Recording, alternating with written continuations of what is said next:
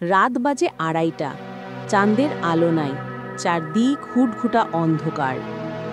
সুমন, আকাশ, মিতা, রনি আর প্রিয়া এই ৫ জন পোলাপান দূর থেকে লং ড্রাইভে বাইরাইছিল। মাঝ রাস্তায় আইসা গাড়ির টায়ার পাংচার, আর ফোনের নেটওয়ার্কের নামও নাই। পুরা ভাপড়ে পইরা গেছে সবাই। সবাই ঠিক করল এই হান্দেশ জঙ্গল থেকে বাইর হইতেই হইব।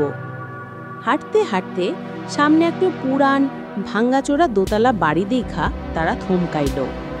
বাড়িটার চারদিকে শ্যাওলা জমছে, দেখাই গা ছমছম করে।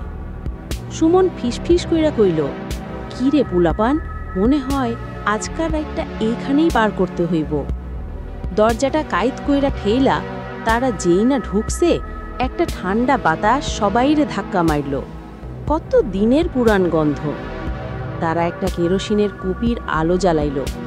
বসার রুমটা ভরা পুরান ফার্নিচারে, কিন্তু ধুলায় আস্তর কইরা আছে। হঠাৎ মিতা ইয়াল্লাহ কইরা একটা চিৎকার দিল। ওই দেখো, একটা ভাঙা আয়নার ধারে ছোট্ট একটা টেবিলে একটা খোলা ডায়েরি পইরা আছে। সুমন সাবধানে ডায়েরিটা হাতে নিল। পাতাগুলি হলদি হয়ে গেছে। প্রথম পাতায় ডেট লেখা, আজ থেকে ঠিক ৫০ বছর আগের রাইতের। সুমন ঢাকা টান দিয়া ডায়েরির কথাগুলি পড়তে শুরু করল। আইজ আমার জন্মদিন, একলা আসি এই ডাইলান বাড়িত। বাইরে কি বৃষ্টিই না পড়তাছে। দরজায় কে জানি নক করতাছে, অথচ এইখানে কেউ আসার কথা না। ডরে বুক কাঁপতাছে। দরজাটা যেই না খুললাম, লেখাগুলা এইখানেই বন্ধ।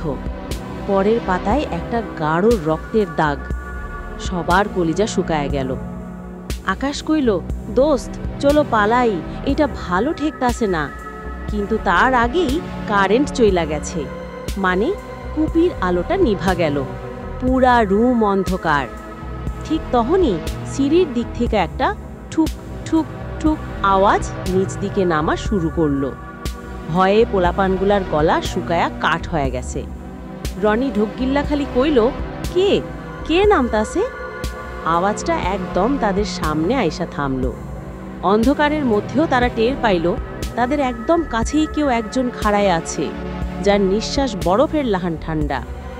হঠাৎ তাদের সবার কানের কাছে একটা ভারী ভাঙা খ্যাসখ্যাসে আওয়াজ ভাইসা আসলো। তোমরা আমার ডায়েরি পড়লা?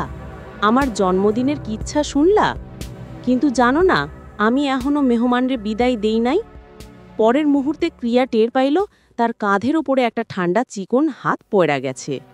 ডরে সে চিল্লাইয়া উঠল, কিন্তু তার চিল্লাইটা এই পুরান বাড়ির দেয়ালে মিশা গেল।